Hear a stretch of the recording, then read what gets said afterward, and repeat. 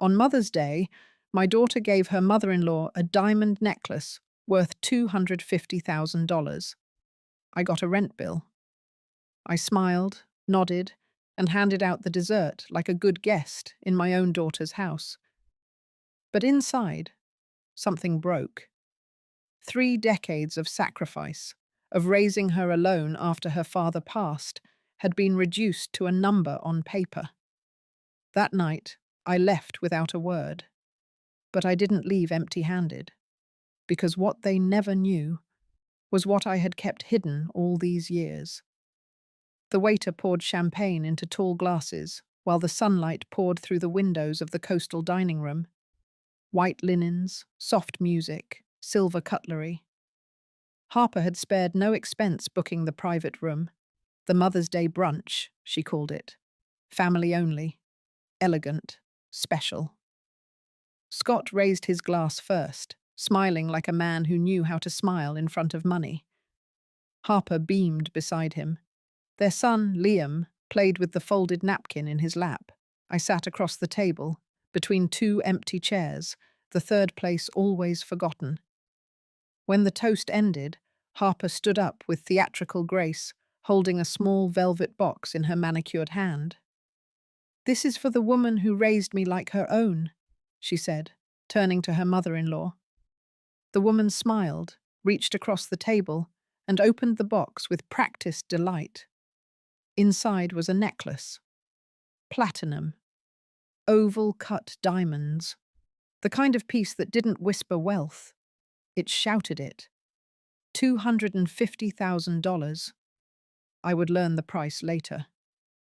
At that moment, I only felt the weight of the silence around me. Everyone clapped. Photos were taken. Liam tried to stand on his chair. I handed him a spoon to distract him. Then Harper turned toward me. The smile faded just slightly. She reached into her purse and took out an envelope. Thin. White. She placed it in front of my plate like a check at the end of a meal. "This is for you, Mum," she said with a wink. I opened it slowly, my hands calm. Inside was a printout. Bold font. Rent due, $1,500. Next month. The line under it said, amount past due, $0. So this was her way of saying I wasn't late yet. Not yet. I looked up. Her expression didn't change. No blush, no flicker of doubt. She wanted me to know this wasn't a mistake. It was deliberate, polite, formal. She had turned our home into a transaction. No one else said a word. Scott reached for the bread. Liam asked for juice. The server refilled glasses. I folded the paper and placed it gently back in the envelope. Then I looked at Harper and gave her a nod. Just once. She smiled, satisfied. I smiled too. We continued with the meal. Strawberries, brioche, lobster quiche. Scott told a story about a client at his firm. Harper complimented the decor. The mother-in-law took a photo with her necklace, flashing it toward the window like it needed sunlight to prove its value. I stood up when dessert was served and walked toward the restroom. On the way, I caught my reflection in the hallway mirror. Hair pinned back, blouse pressed, earrings small and tasteful. I looked like someone who belonged there, but I didn't. I was a guest in my daughter's story, a character she kept in the background, tidy, quiet, convenient, and now apparently billable. I washed my hands and stared at the sink. For a second, I thought about tearing the envelope in half and dropping it in the trash, but I didn't. I dried my hands, adjusted my collar, and went back to the table. When Harper offered me coffee, I accepted. When Scott asked me about the weather, I answered. I even posed for a family photo, standing beside the woman wearing diamonds, smiling like we were sisters. I've always believed in waiting. Some things are worth it. That evening, I helped load the dishes into the dishwasher. Harper was already upstairs, scrolling her phone in bed. Scott was watching golf. Liam had fallen asleep on the couch. I folded a blanket over his legs before I went to my room. I packed only what mattered. A week's worth of clothes, my IDs, my notebook, my husband's watch, the key to the safety deposit box. It had been hidden in an old shoebox for years, but now I took it out and placed it in my wallet. I sat down to write. It wasn't a letter. It wasn't an apology or a goodbye. It was a receipt. I listed every dollar I had spent raising Harper. Tuition, shoes, medical bills, groceries. Every time I had covered a gap, paid off a credit card, bought a crib, funded a wedding. I ended the note with a total, and under the total, just one line: I am not for rent. If you're still here listening, thank you for walking with me. This story doesn't slow down from here. It only sharpens. Keep your ears open. The next part, that's where everything turns. I didn't sleep that night, not because of anger. That came later. It was something quieter at first, something like being hollowed out from the inside. I lay in the dark, listening to the soft hum of the dishwasher in the kitchen, the clink of glassware as it dried. The house had gone silent, but inside me, everything was moving. I had seen this coming. Not the necklace, not the rent bill, not exactly, but the moment, the line, the shift where love used to be and something colder took its place. And maybe that's the part that hurts most, knowing I knew and still stayed, still cooked dinner, still paid for things they thought I didn't notice. Harper used to be a different girl. She had wild curls and scraped knees and used to sneak into my bed during thunderstorms. I raised her without help. Her father died when she was 8. A heart attack, sudden and sharp. We had been preparing dinner together. He dropped the knife and then dropped with it. I held him while he died. Harper watched from the hallway, too small to speak. That night, she stopped sleeping with the lights off. I let her take up space in my bed until she didn't need it anymore. I didn't date. I didn't complain. I just got up each morning and did what needed to be done. Paid bills, packed lunches, said yes when she needed new dance shoes and no when she didn't need a new phone. When she went off to college, I dipped into the small fund my husband and I had saved. It was meant for retirement. But her dreams came first. I got a job at the school library to cover the difference. Nobody saw that part, and I never reminded her. I thought love was silent work. Now I know it was just convenient to be the one who never asked for anything. The day Harper married Scott, I wore a pale blue dress and stood in the back row during the ceremony. Her husband's parents had paid for most of the wedding, so I kept quiet. They got her a car as a gift. I bought her a rice cooker and a check for $500. It was all I could manage without touching the fund. The fund. I hadn't thought about it in a while. Not in real terms. My husband and I had set it up during the first year of our marriage, naming it Seagrass. A quiet name. A hidden thing. It was meant to be our future, untouched and growing. When he died, I couldn't bring myself to close it. So I didn't. Instead, I moved it into a private trust account under my name, invested it in a safe spread of municipal bonds and low-risk index funds. And then I left it alone, for 30 years. Occasionally I checked it, watched it grow, and never once mentioned it to Harper.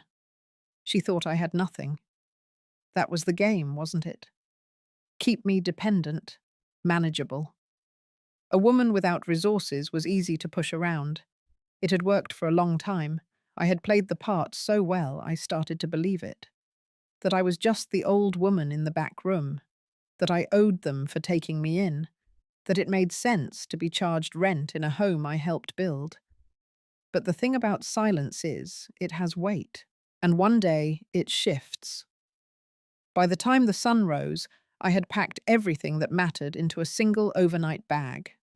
Not much, a few clothes, the leather journal where I kept every important record, the flash drive with the trust details and documents, my husband's watch, Liam's last drawing for me, folded into my wallet. I left the note on Harper's kitchen table beside her coffee pot. She always came downstairs at 7:30 sharp. She would find it before the cream went into her cup. Then I called a car. Not a cab. A black sedan. Something that looked official. I waited on the corner, jacket zipped, bag at my feet, while the sun broke across the sky.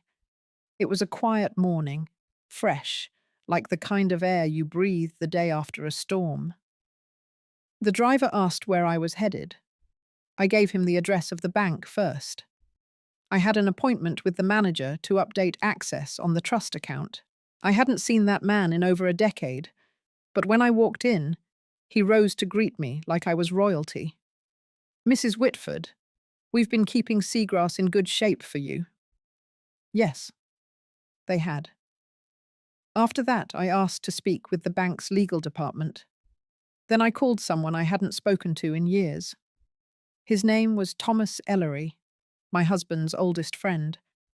He was a retired estate attorney with hands that trembled and a mind that didn't. He picked up on the third ring, said he was surprised. I said I needed help. He didn't ask why. He just said, "I've got coffee on. Come now." So I did. The moment I sat in his kitchen and laid out the documents on the table, something in me settled. I was done being quiet. Thomas and I sat across from each other in his small kitchen. The place still smelled like the lemon wood polish his wife used before she passed. He had a chipped mug in one hand and a pen in the other, scribbling notes beside a stack of printed documents I had carried in a manila folder. He didn't speak for a while, just reviewed page after page. Every so often he'd let out a low grunt or tap the table twice, the way he used to when reading depositions back in the day. When he finally looked up, there wasn't surprise in his face, just quiet disappointment. "So they turned on you," he said. I nodded. I didn't need to explain the rest. He had seen enough mothers get blindsided by their own children to know how the story usually went. The difference here was I had not come empty-handed. We spent most of that morning drafting 3 documents. The first was an amendment to the Seagrass Trust, tightening my control and adding a legal clause that would protect the fund in case Harper or Scott ever attempted to contest it. The second was a declaration of financial independence, clarifying that I had never been a financial dependent in their household. The third was a revocation of shared account access, effective immediately. I signed all 3. Thomas would file them by noon. There was no drama in that moment, no swelling music, just ink on paper and the steady sound of a man who had been in too many battles to flinch anymore. He told me to keep copies of everything on my person, and to give one to my bank, one to his firm, and one to someone I trusted. That last part made me pause. Trusted. I didn't have a long list, but I knew someone who still knew what loyalty looked like. Her name was Angela Ruiz. We taught at the same high school for 20 years. She ran the English department. I handled the history courses. Angela was fierce in ways I never could be. Bold, loud, political. I was always quieter, more measured. But we had understood each other. She retired 2 years before I did and moved into a smaller place on the other side of town. We hadn't spoken in nearly a year, but I remembered she always picked up if you called before noon. So I did. She told me to come over. No questions, just that. Angela lived in a small condo that smelled like fresh laundry and cinnamon tea. Her walls were covered in family photos, newspaper clippings and machines, and framed student letters. She didn't ask why I looked the way I did, or why my hands shook a little when I handed her the envelope. She read everything, front to back, in silence. When she finished, she looked up at me with eyes that hadn't softened a bit with age. "About time," she said. And that was that. We sat in her living room for an hour, not talking about the papers. She asked about my knees, my garden, whether Liam was still reading chapter books. We didn't touch the sore part of my story, but I could feel her listening anyway. It helped, more than I expected. Before I left, she stood at the door, resting a hand on my shoulder. "If you need someone to witness what's coming, I'll be there." I didn't cry, but the weight in my chest loosened just enough for me to breathe easier. I stayed at a motel that night. Clean enough. Quiet. I didn't sleep much, but I wasn't restless either. I spent the hours reading through old journals, updating entries, organizing files. It was the kind of busy work that calms the nerves without giving too much space for sorrow. By morning, I had a plan. The first stop was the downtown post office. I mailed one copy of the legal documents to Thomas, one to Angela, and kept one in a sealed envelope inside the lining of my bag. Then I walked 2 blocks to a print shop and had a large poster board made. White background. 2 images, a copy of the rent bill Harper gave me on Mother's Day, and a photo of the necklace she gave her mother-in-law. Between the 2 images, I printed one sentence in bold letters. "This is what love looks like in my daughter's house." It wasn't revenge, not yet, but it was clarity.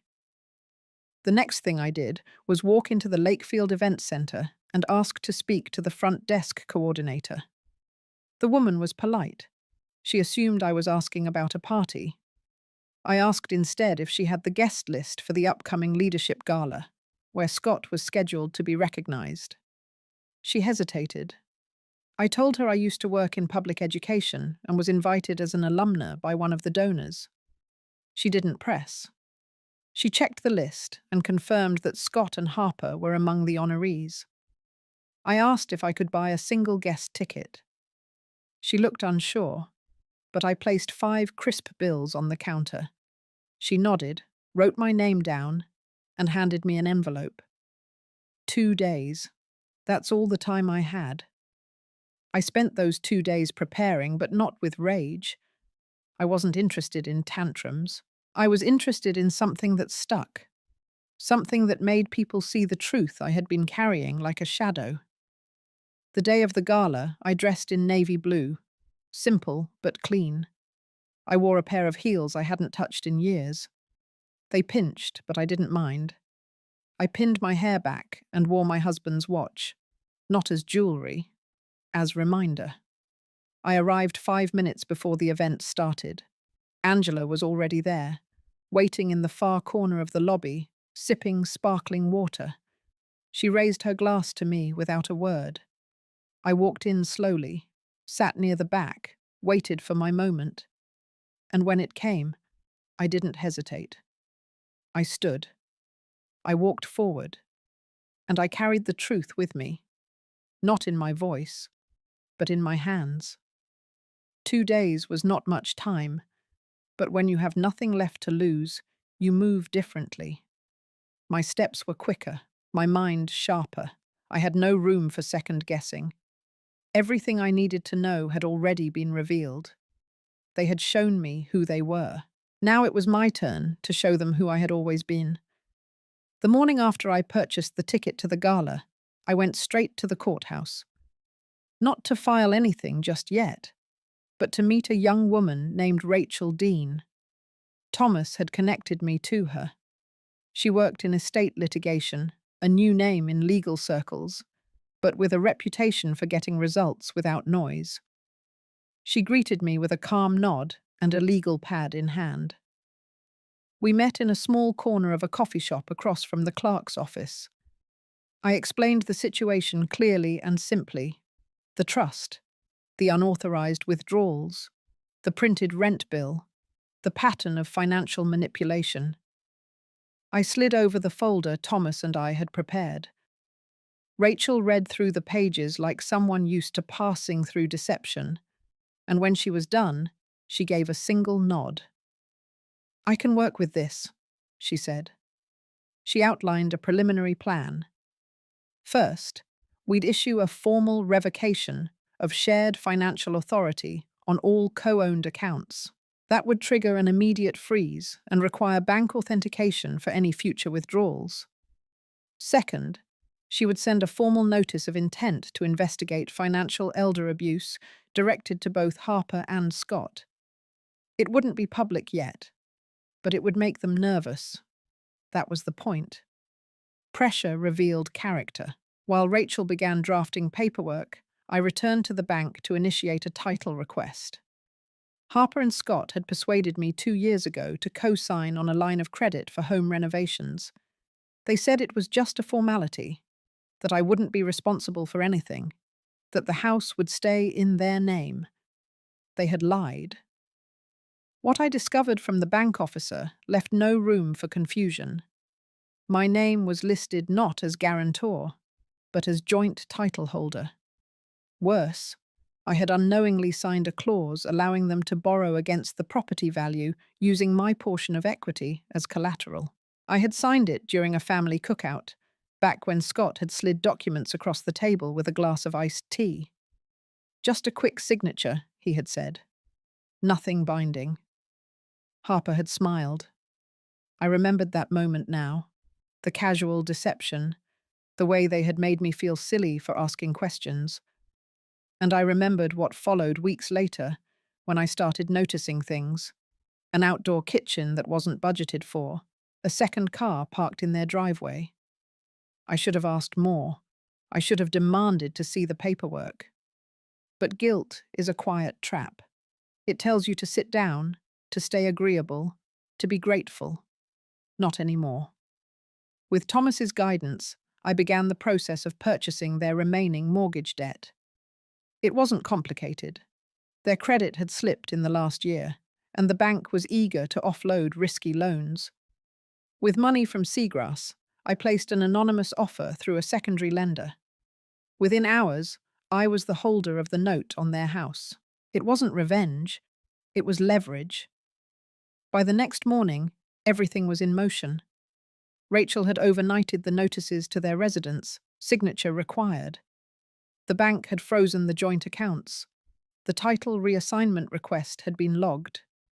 And I had prepared one final thing. A letter. Handwritten.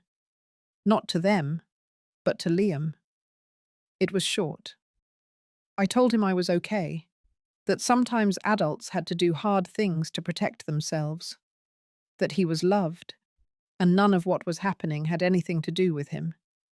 I sealed the envelope and left it with Angela, along with instructions to deliver it only if necessary. I had not heard from Harper. No missed calls, no texts, no attempt to find me. She was either pretending nothing happened or waiting for the storm to pass. Either way, she was about to learn that the clouds were already overhead. The night before the gala, I laid everything out on the motel bed. The poster board with the necklace and rent bill, copies of the documents, a summary sheet Rachel had drafted, outlining the financial inconsistencies and the estimated damages. I rehearsed what I would say, not to shame them, but to tell the truth clearly, with facts and a calm voice. Angela called to check in. She would arrive early, take photos, and blend into the background. Her presence gave me courage, not because I needed backup, but because it reminded me I was not invisible anymore. Someone saw what was happening and stood beside me. The morning of the event, I ironed my navy dress and packed everything carefully into a zippered folder. I left the motel room spotless and checked out with quiet relief. I was done hiding.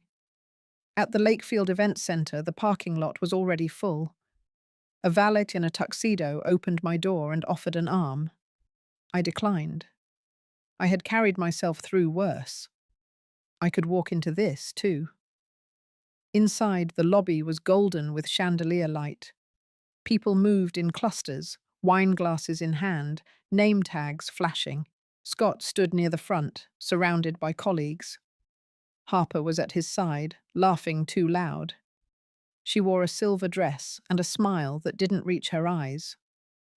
I stood by the entrance for a moment, watching. No one noticed me. Not yet. But they would. And when they did, it would be on my terms. Not with shouting, not with drama, just the truth, standing steady in the room they tried to keep me out of. The stage was set, and I was ready. They called his name just before the champagne arrived, Scott Whitford, recipient of the Lakefield Civic Leadership Award. The room applauded. Polite, generous, most didn't know him. They were clapping out of habit.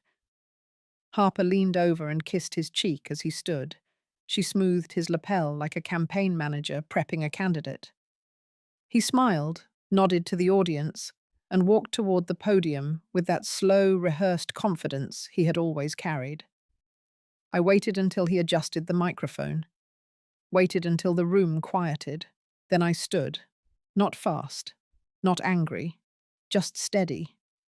I walked forward, folder in one hand, poster board in the other. I did not ask permission. I did not pause to explain. I stepped onto the stage from the side aisle and stood beside him. For a few seconds, nobody moved. Scott looked at me. Recognition flickered in his eyes. A flicker, then dread. Harper stood from her seat, her mouth forming a word without sound. She didn't move to stop me. She couldn't. No one knew what to do, which was exactly the advantage I needed. I turned toward the audience and held up the board. On one side, a printed photo of the necklace, diamond, platinum, impossible to ignore. On the other, a scanned copy of the rent bill. I spoke into the microphone. My name is Lorraine Whitford. I am Scott's mother-in-law. I was invited tonight as a guest. But I'm here as something else. I'm here as a warning. There were no gasps, just silence. I raised the board higher. 2 weeks ago, on Mother's Day, my daughter gave this necklace to her mother-in-law. $250,000, gift-wrapped, public, celebrated. And on the same day, she gave me this. I tapped the rent bill, loud enough to echo, a formal invoice. $1,500 a month to continue living in the house where I raised her, where I paid for groceries, where I watched her son while she worked late, where I paid the water bill every third month out of habit because I had been conditioned to give. Still, the room stayed silent. No defense, no reaction, no interruption. So I continued. I am not destitute. That was their mistake, assuming silence meant weakness. But silence can be a strategy. It gave me time to act, to gather evidence, to document withdrawals from shared accounts, to uncover property deeds with forged authorization, to track every cent moved behind my back. I turned to face Scott directly. And it gave me time to buy your mortgage. He blinked. You signed your name on the paperwork, but the loan was restructured and sold. The institution that bought it belongs to a trust under my name. As of yesterday, I own the rights to your debt. A few heads turned toward Harper now. One man near the side wall pulled out his phone, checking something, maybe rereading the announcement email. Names, affiliations, connections. Harper sat frozen, her hands flat on the table. Her silver dress gleamed like foil beneath the chandeliers, but her face had gone pale. The truth is simple, I said, turning back to the crowd. You cannot betray someone who has nothing to lose. But when the person you dismiss has the power to take back what was stolen, you will learn. And tonight is the first lesson. I stepped down without looking at Scott again. I left the poster leaning against the podium. The silence stretched behind me, thick and stunned. Angela met me at the edge of the room and handed me a glass of water. Nobody followed me. Not at first. By the time I reached the lobby, whispers had begun. Names, questions. A man from the business journal tried to approach me, but Angela blocked him with a single shake of her head. We stepped outside into the humid night. The sky had started to bruise with summer clouds. Somewhere behind the trees, thunder rolled, far off but getting closer. Angela drove. I sat quietly in the passenger seat, hands folded. I did not feel triumphant. I felt awake. Back at her condo, she poured tea without a word. We sat in the kitchen like two retired teachers at a department meeting, calm, observant, knowing exactly how the story would unfold from here. The next morning, I checked my email. Rachel had already sent over a scanned copy of the official foreclosure notice. It would be delivered to Harper and Scott within 48 hours, unless full repayment was arranged. I did not feel guilty. Later that afternoon, David Morgan, the former student turned journalist, called. He had heard whispers and had tracked down the story. He asked if I wanted to speak on record. I declined. Let the facts speak. Let the silence do its work. That evening, as the sun lowered over Angela's small garden, I sat on the porch and watched a sparrow land on the feeder. I thought of Liam, of his soft voice and steady hands when he coloured. I remembered the card he made me last year, the one that said I was his favourite person, drawn with shaky block letters and hearts too big to fit. I would not let this turn me bitter, but I would let it mark the line. This was the night everything changed, and it wasn't over yet. It took less than 24 hours for the first fracture to show. Harper called the bank the next morning, demanding answers about the mortgage. She was told, politely but firmly, that the debt had been sold to a private trust, and that all communications moving forward must go through the new note holder. They did not tell her the name of that trust. She didn't need them to. She already knew. Later that day, Rachel forwarded a copy of the notice Harper had received at home. The subject line was simple: formal notification of foreclosure proceedings. The packet included a breakdown of the mortgage terms, the missed escrow payments from the past 6 months, and a final demand for repayment in full. If unmet, the property would be subject to public auction. By evening, my phone began to buzz. I didn't answer. Not Harper's number, not Scott's, not the unknown local ones either. I had no intention of speaking until there was nothing left for them to twist. Angela was the one who answered her door the next morning when Harper showed up, red-eyed and dressed like she had slept in her clothes. I stayed in the guest room. I could hear the low conversation through the thin wall, Angela's voice calm and measured, Harper's rising and falling in uneven bursts. Eventually, the front door opened again, closed again. Angela returned to the kitchen and set down 2 mugs. She looked at me. "She's scared now," she said. "Good." But fear wasn't what I wanted. Not for her. What I wanted was reckoning. That afternoon, David's article went live. He had titled it without flair, "Former Teacher Exposes Financial Abuse from Within Her Own Family." The story spread quickly, picked up by the local affiliate, and then pushed into syndication.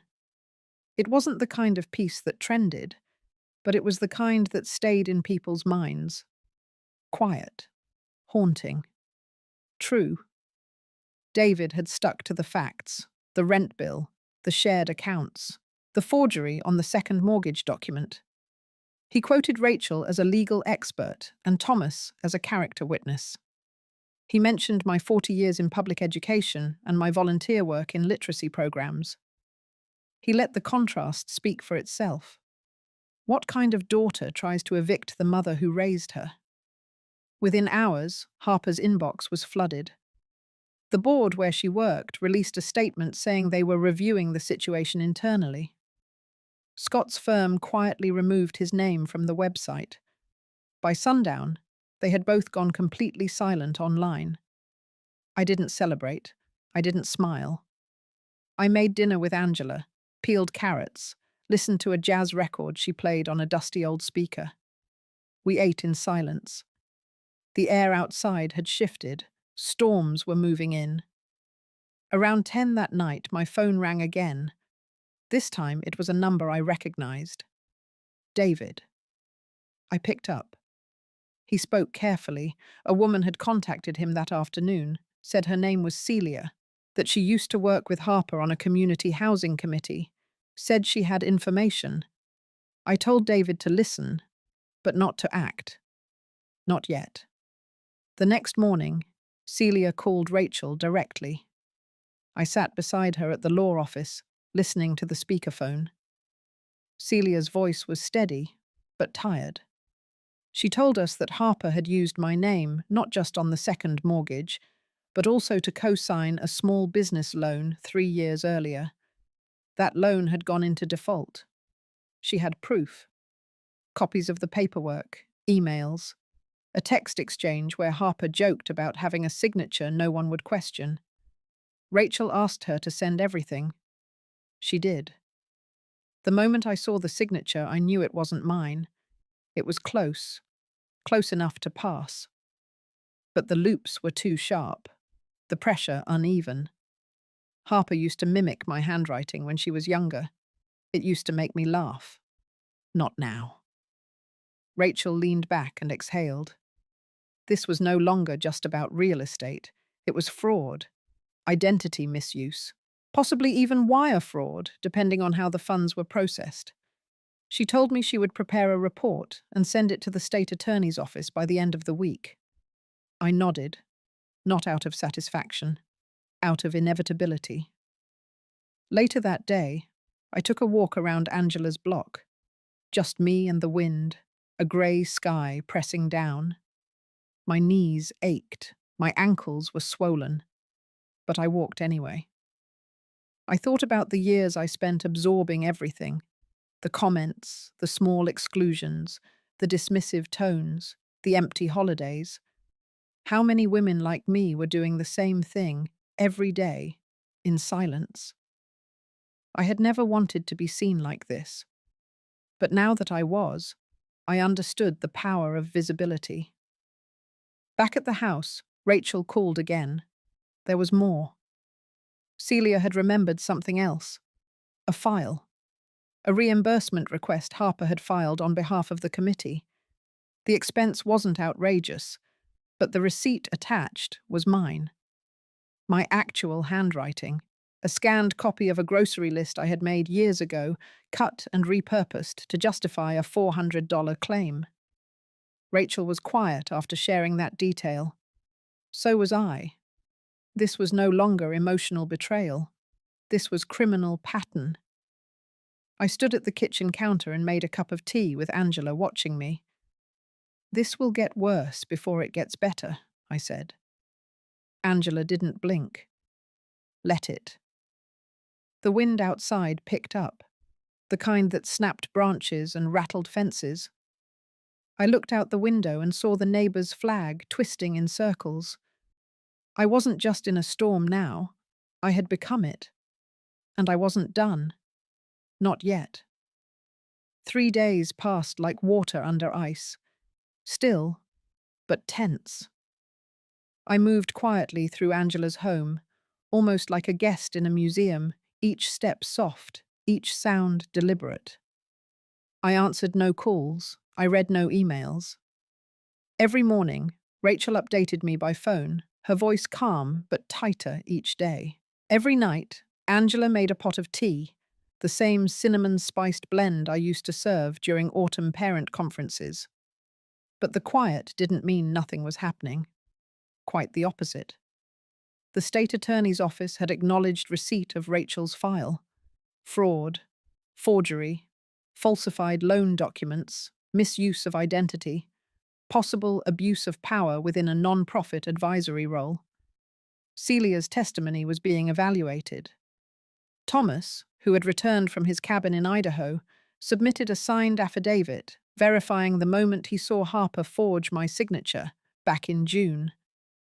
David had already shared all correspondence with his editors, and they had connected it with other patterns in similar family exploitation stories.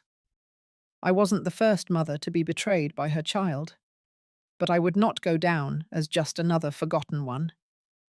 Then the official subpoena arrived, not to me, to Harper. Angela brought the mail in around 11 a.m. that Wednesday. She set the thick envelope on the counter, looked at it, then slid it to me. I didn't touch it.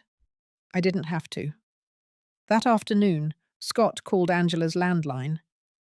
Angela picked it up, listened, then handed me the phone without a word. He spoke low, like a man used to closing deals behind closed doors. He wanted to meet. He said Harper had lost her job, that their savings were frozen, that their legal team was considering filing something about undue pressure or slander. He asked if we could sit down and talk this through. His voice never broke, but mine did. Not loudly, not with anger, just quiet, cold, final. I told him there was nothing left to discuss. I told him he could tell Harper to stop pretending the damage was an accident. Then I hung up. Angela stood at the stove, her back to me. She didn't say a word. Later that day, Rachel called again. A formal civil complaint had been filed, on my behalf. She was moving forward with a restraining order, not just to protect me, but to prevent Harper from transferring or liquidating any shared assets until the court ruled on the fraud claims. That included the house, the investment accounts Harper had opened using my old banking information, and even the shared checking account she hadn't closed. By Thursday morning, everything was beginning to unravel for them.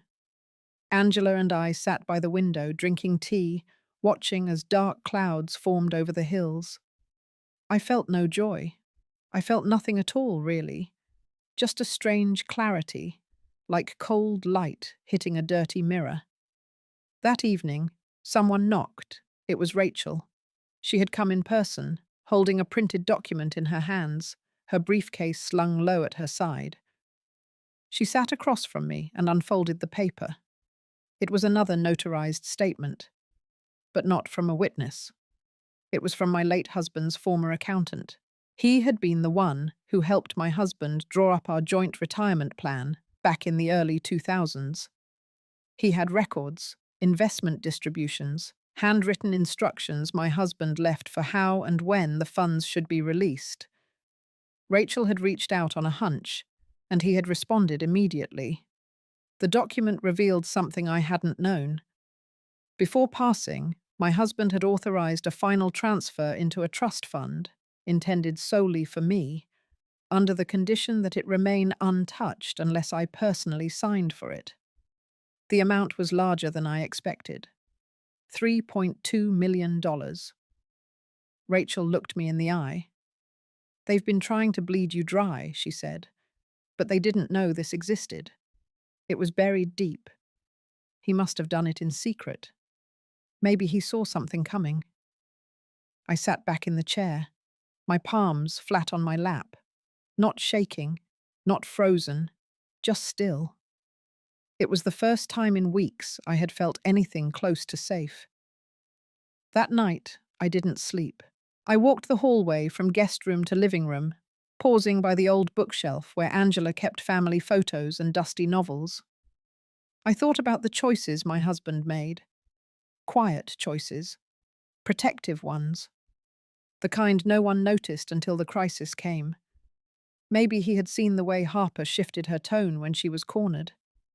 Maybe he had seen the way Scott tightened his grip on conversations, always insisting on silence, on deference. Maybe he just knew the same thing I was learning now. Trust should never be blind, not even to family.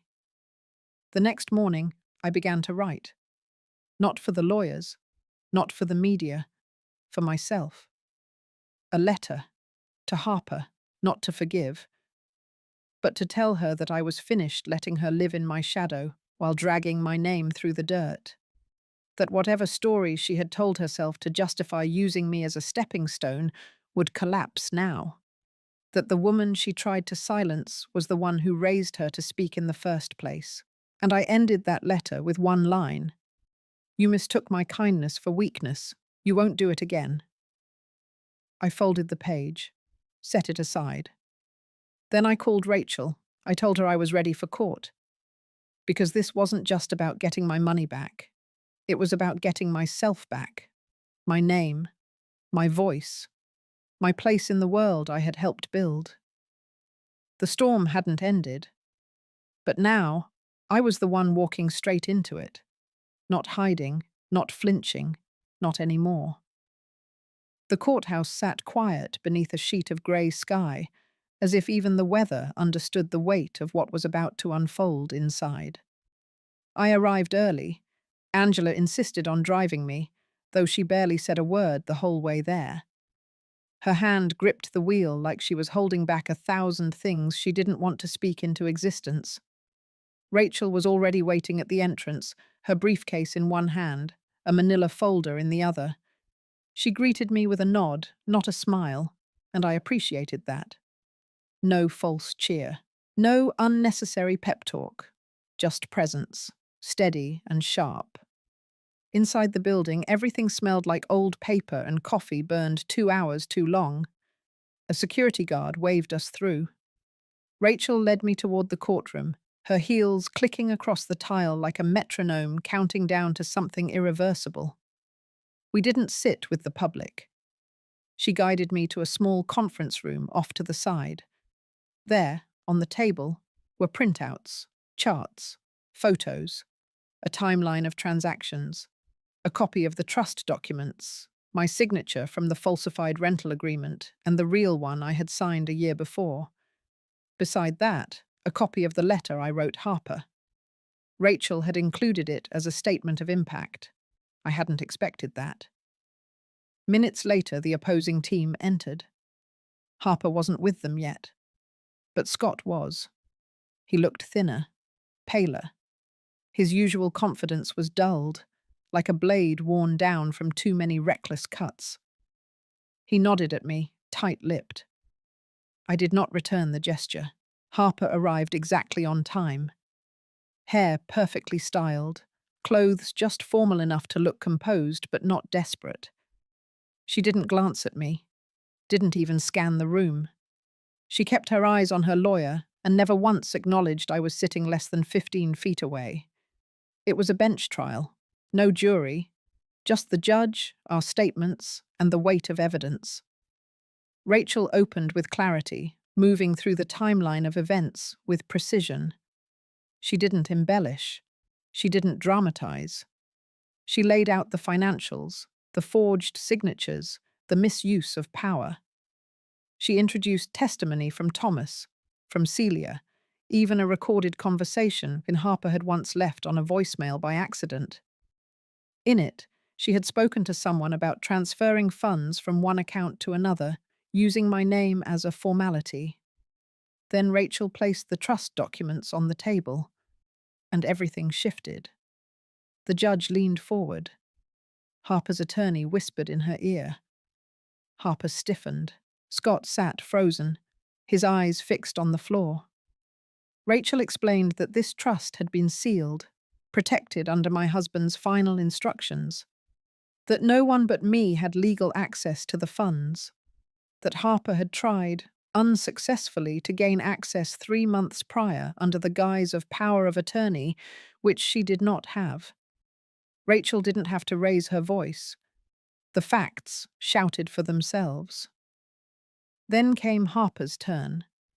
Her lawyer attempted to reframe everything as a misunderstanding, miscommunication, a stressed daughter under pressure. The lawyer tried to cast doubt on my memory, gently at first, then more directly, suggesting that age may have caused confusion, that some of the claims were rooted in interpretation and not intent. But the evidence didn't waver. When Harper took the stand, she finally looked at me, not with remorse, not even with anger, with fear. She tried to explain away the signatures, said she thought I had agreed, that we had talked about it. She said she only wanted to manage the properties because I seemed overwhelmed. She never once admitted the truth. The judge interrupted her twice, asked her to clarify timelines, asked why she had transferred money from an account listed under my personal trust if she believed she had my consent. She faltered, stammered. Rachel stood to object, then sat again. It didn't matter. Harper had already tripped over herself. By the time the afternoon closed in, the judge was ready to make an initial ruling. A full verdict would take a week, but the judge issued a temporary injunction. Harper was barred from accessing any of my accounts, properties, or assets until further notice. A criminal investigation into the forgery was formally launched. Then the judge looked at me. She asked if I had anything I wanted to say on the record. I stood. My legs felt like stone, but I didn't shake. I spoke with the same quiet I had used when raising Harper, when soothing her cries after scraped knees, when whispering lullabies through sick nights. That quiet had always been my strength. And now, it was my weapon. I said only this. I trusted someone who used my love as a tool, who took what wasn't hers not out of need, but out of entitlement. I came here today not because I wanted revenge, but because I deserved the dignity she tried to strip away. I'm here to say I remember. I know what she did, and I will no longer carry the weight of her silence. Then I sat down. No one clapped. No one sighed. The room just held its breath. After the session ended, Rachel and I walked slowly back toward the exit. Angela was waiting outside, standing beneath a tree with gold leaves fluttering around her feet. She looked up when she saw me, and for the first time in weeks, she smiled. Not a wide smile, not a joyful one, a small, knowing one, like something broken had finally clicked into place. We didn't speak until we got in the car. Angela started the engine. "So," she said, "what now?" I leaned back against the seat. "Now," I said, "I breathe, then I build," and we drove away. Not into freedom, not into fantasy, into a life I was finally choosing for myself. Without apology, without shame, just quiet, just clarity, and maybe, in time, peace. The letter arrived 2 days after the hearing, not from Harper, not from any lawyer. It came from Scott. A simple envelope, handwritten, no return address. Inside was an invitation, a dinner, at their home, not a celebration, not even an apology. Just a line that read, "Let's talk. We owe you that much." I stared at it for a long time before folding it back up. My first instinct was to burn it. Let the ashes blow through the garden and be done with them all. But something about the silence that followed the trial, the stillness in their camp, told me this dinner wasn't just about saving face. It was about control, and I needed to see what they still thought they held. Angela offered to go with me. I told her no. This was mine to finish. I wore grey, neutral, unbothered. I pinned my hair up, slipped on the same modest shoes I had worn to the courtroom, and walked into that house like I had never been erased from it. Everything looked the same. The dining table with its lacquered edges, the art on the wall Harper had picked out from some boutique in Santa Fe, the way the light cast long shadows in the entryway, like the house itself was still trying to decide whether I belonged in it. Scott greeted me at the door. His face was tight, the kind of forced politeness that tastes like metal on the tongue. He offered a drink. I declined. Harper stood by the fireplace, arms folded, watching me like I might steal the doorknobs on my way out. We sat at the table. No music, no candles. just silence and the low hum of the refrigerator from the kitchen. Scott cleared his throat, thanked me for coming. Harper stayed quiet. He began talking about misunderstandings, about stress, about how complicated things had gotten, and how nobody meant for this to spiral. He said the trial had opened their eyes to how distant things had become, that perhaps, somewhere along the way, everyone got caught up in legal language and forgot about family. I didn't speak. Harper shifted in her chair. Then, without looking up, she said she had spoken to her attorney, that they intended to withdraw the petition they had filed to challenge the trust, that they respected my boundaries and would no longer seek access to any financial matter tied to my name. She said it like a deal being closed, like a business decision. No regret, no warmth. Scott added that they were considering relocating, downsizing, perhaps, something smaller, more manageable. I nodded slowly. Then I pulled out the small folder I had brought. Inside was a printed notice, a formal transfer of ownership of the lake cabin, of the vintage car Harper had tried to gift to Brandon under my name, of the apartment I had inherited from my sister in Georgia, which they had secretly rented out through an LLC Harper had created using my tax ID. I placed the papers on the table. "You will sign these," I said, "tonight, in front of a notary, who is parked in your driveway right now." Scott's mouth opened, closed. Harper's jaw locked. "This is not revenge," I said. "This is math. You took. I take back." Harper stood up, walked around the table, her heels tapped like small warning signs. She asked what I wanted. I looked at her. "I want my name back," I said. "I want the years you stole when you made me question whether I had imagined it all. I want the respect you buried under convenience and manipulation. I want you to feel, for once, how it is to have someone hold your future in the palm of their hand." Scott whispered that they needed time, that this was a lot. I told him they had 1 hour. Then I would file a motion for criminal restitution. Then I would file the public complaint against their real estate practices, because I knew which clients Harper had borrowed funds from. I had the names, I had the contracts. I said nothing more. I stood, walked into the kitchen, made myself a cup of tea like I used to when this was still my house. Let them sit in the quiet. An hour later, the notary walked in. She wore jeans, polished boots, carried a leather folder. They signed. Not because they understood, because they were afraid. After the notary left, I stood at the threshold of that house, the same spot I had stood the night Harper told me the guest room was no longer mine, that I should find somewhere better suited for someone my age. She followed me to the door, said she hoped this meant we could begin again, that families heal. I turned to her. "Healing begins when the harm stops," I said. "You haven't even admitted what you did. You just reacted when the power shifted. This was never about family. This was about control. And now you don't have it anymore."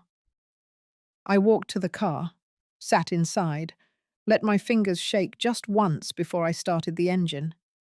On the way home, I passed the bakery I used to take Harper to when she was little. They still had the same sign out front, still painted in fading blue letters, still open. I pulled over, bought a loaf of sourdough and a small tart, drove the rest of the way with the windows down. That night, I slept without waking. For the first time in years, I didn't dream of silence or stairs or empty rooms. I dreamed of water, of something clean, of something that flowed forward without asking permission. I thought silence would follow the dinner, like dust settling after a long storm. I thought Harper and Scott would disappear into the background, quietly nursing their bruised pride, quietly adjusting to life without access to my savings, my properties, my patience. But control has a long echo. They didn't challenge the signatures. They didn't speak to the press. They didn't retaliate with lawyers or cryptic threats. No. Instead, they began again with something far more toxic. They started whispering. At first it was subtle. A former neighbor from my old street mentioned that Harper had stopped by with cupcakes, chatting cheerfully, saying how concerned they were about me, that I had become reclusive, maybe not thinking clearly since the whole inheritance blow-up. Another told me that Scott had been attending local real estate functions again, always with that same bittersweet smile, explaining how they had made sacrifices out of love. But sometimes parents get manipulated late in life and make rash decisions. They were rewriting the narrative. I expected it. I even prepared for it. I had already spoken to Angela and to a few other people in our community who mattered. I didn't need to control every conversation, but it stung all the same, because they weren't after money anymore. They were after my credibility. It was no longer about bank accounts. It was about the story people would tell after I was gone. And that I couldn't ignore. So I responded, not with lawsuits or press conferences. I responded with action. It started with the interview. A local podcast, hosted by a woman named Kaylin, who ran a series called Women After 60. She invited me after Angela passed along my name. She wanted stories of women who had rebuilt their lives after betrayal, who had found agency where others tried to erase them.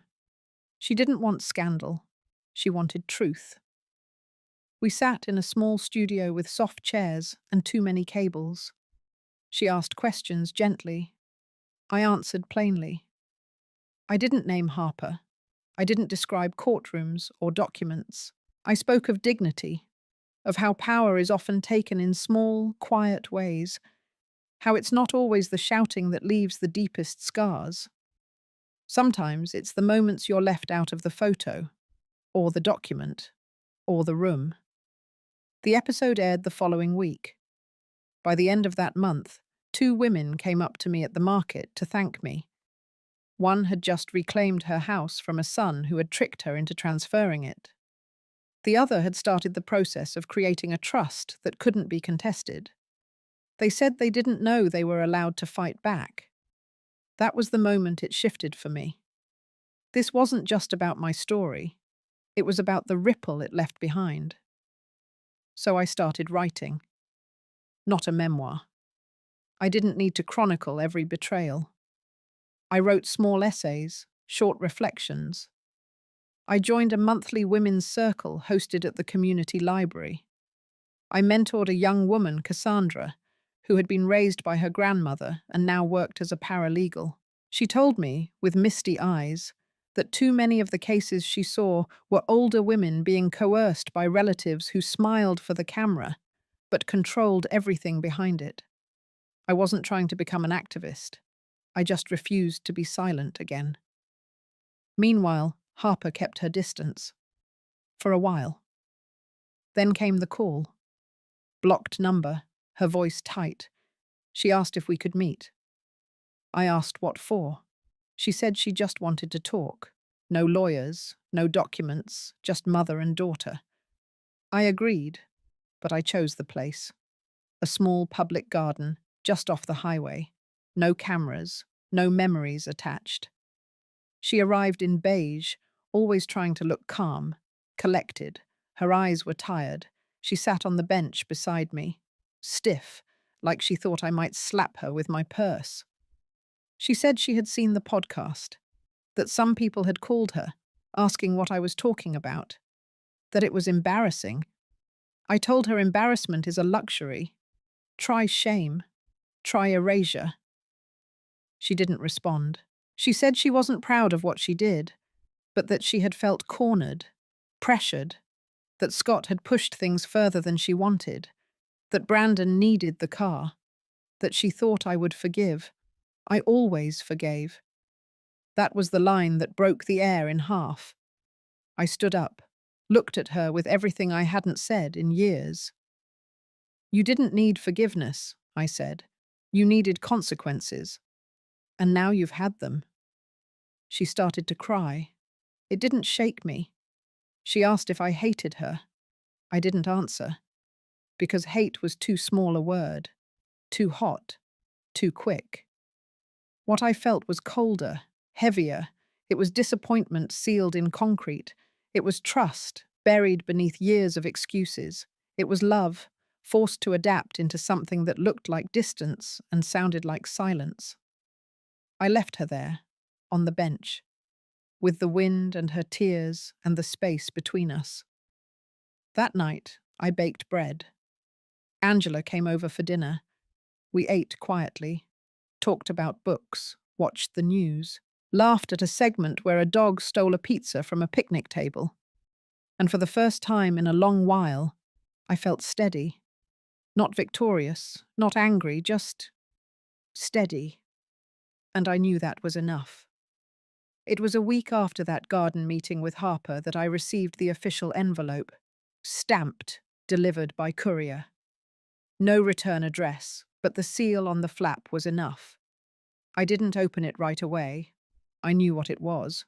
A final attempt to bend the air around me back in her favor. I brewed coffee, toasted a slice of the sourdough I had made the night before. I let the envelope sit beside me like an unwelcome guest. Then, quietly, I sliced it open.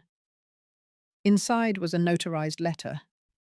Harper had retained new counsel and requested a mediation process, not to reverse anything, but to reach clarity and reconciliation for the emotional benefit of all parties.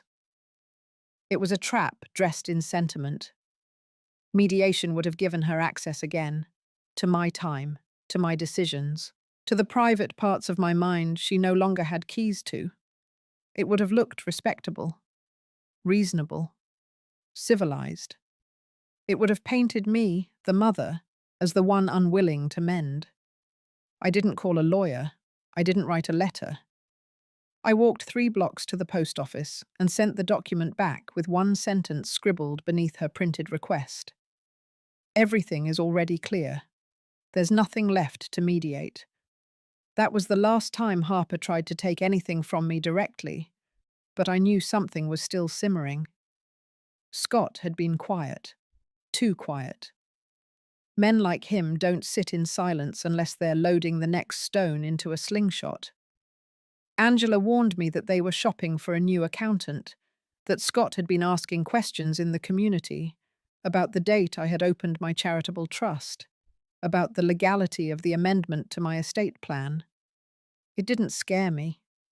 Everything I had done was clean, protected. I had moved early, signed with full capacity, with witnesses and proof. But it told me one thing. They weren't done trying to win. Not in court. In perception. So I did the one thing they couldn't mimic. I kept living.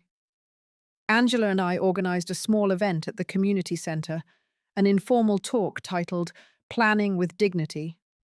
I shared a bit of my story. Not names, just facts. I explained how estate tools aren't only for the wealthy. How women should never delay thinking about control until someone else decides for them. There were 12 women in the room, some younger, most older. One cried softly in the back. Afterward, 3 of them stayed behind to ask how to get started. That evening, I took the long way home, walked past the house where Brandon had once played catch in the yard, past the tree Harper and I had planted when we first moved in after my husband died. It had grown tall, strong. Its shadow no longer touched the gate. Something inside me settled. Later that week, Cassandra, my young paralegal friend, invited me to a private dinner hosted by a women's leadership nonprofit. I didn't expect much. I thought I would listen, smile, support. I hadn't worn anything fancy in years. But when I arrived, they handed me a name tag with a small gold sticker in the corner. I asked what it meant. The coordinator smiled and said, Quietly, honoree. They gave me an award that night. Not for money, not for legal action, for quiet courage, for standing in truth without noise. I didn't cry during the ceremony. I cried later, alone, in the kitchen, holding the small glass plaque with shaking hands. Because for all the rage and bitterness that had followed me for so long, I had never once thought of myself as brave. Just tired, just angry, just surviving. But maybe survival is its own kind of bravery, especially when you survive with your voice intact, especially when they tried so hard to erase it. Back at home, I placed the award not on a shelf, but on the dining table, where the sun hit it first thing each morning, just beside the napkin holder, just where I could glance at it while sipping my tea. And for once, I allowed myself the smallest, simplest kind of victory. Not revenge, not triumph, peace. The kind that doesn't beg to be seen, the kind that just is. The last time I saw Harper was 5 months ago, in the lobby of the bank we once shared. I had just finished updating the paperwork for my trust, transferring the final piece of property, an old lakeside parcel I had forgotten we even owned. It had been left untouched for years, hidden beneath piles of dead branches and frost-burnt memories. Now it belonged to the foundation, the same one Harper once tried to dismantle. She walked in as I was slipping my ID back into my wallet. Her expression twisted just slightly when our eyes met. Not hatred, not regret. Recognition. We didn't speak. I nodded once. She didn't return it. She turned and walked to the teller. I walked out into the cold. Since then, silence has been our agreement. No more letters, no more lawyers, no more apologies stretched too thin to carry their own weight. Brandon hasn't called. He must have figured out, somewhere in the fallout, that it was safer not to. Angela sends me updates, but I don't ask for them. I don't need to know who's suing who now, or what assets they've tried and failed to liquidate. Their house is gone. Their business is frozen. The car they flaunted last Christmas was repossessed 3 weeks after I pulled my final funding from their accounts. I didn't destroy them. They did that themselves. I just stopped pretending to be the rope that held them together. The morning after the award dinner, I bought a simple wooden bench and placed it in the front yard. Not because I expected visitors, but because I wanted a place to sit where I could look at the world without having to explain myself to it. I sit there most afternoons now, tea in hand, blanket over my knees, neighbours wave. Some stop to chat. A few ask about the little plaque beside the bench. I tell them it was a gift. No one asks what it cost me to earn it. And I don't volunteer. You learn in time that some truths don't need to be spoken loudly to be known deeply, that silence can be power, that walking away is not weakness when every step is deliberate. I do miss parts of them, not the schemes, not the lies, just fragments. Brandon's laugh when he was 10, the way Harper used to hum while slicing peaches in the summer, the scent of cinnamon that always followed her into a room. But nostalgia is not a reason to return to pain. It's just memory with softer edges. My home now is quiet, but not empty. The foundation work fills my time. The garden finally has structure. Angela visits more often, and sometimes she brings women who need advice or comfort, or just someone to remind them they aren't invisible. I give them tea. I listen more than I speak. One woman, not long ago, held my hand and whispered, "You helped me leave a man who made me feel small." And in that moment, I knew. This wasn't just about property or names on paper or revenge measured by legal consequences. It was about breaking the cycle, refusing to pass down silence disguised as loyalty. I had nothing left to prove to Harper. or to Brandon, or to anyone who looked at my life and saw only the parts they wanted to claim. I had already won. And not because I walked away with more money, more power, or public sympathy. I won because I didn't become like them. I won because I found peace without permission. And that, to me, is the rarest inheritance of all. If you're still here with me, thank you for listening. Maybe my story reminded you of someone in your life. Maybe it reminded you of yourself. Betrayal hurts, but silence in the face of it hurts more. If you've ever been treated like a burden, like your years mean less than someone else's ambition, I hope you find the strength to rewrite the ending. You deserve peace, not pity, dignity, not scraps. And sometimes, the most powerful thing you can say is nothing. Just walk, just live, and let them wonder where your strength came from.